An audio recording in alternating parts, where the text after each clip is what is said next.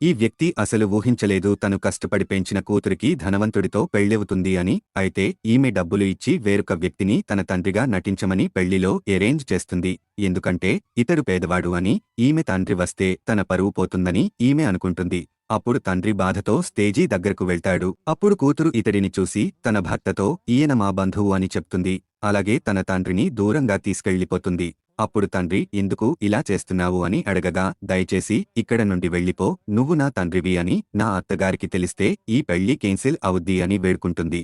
ఇంతలో పెళ్లికి వచ్చిన వాళ్లంతా ఈమె తండ్రిని చూసి చిరాకు పడుతూ ఉంటారు. దీనితో పెళ్లికొడుకు తల్లి ఇతడిని బయటికి పొమ్మంటుంది.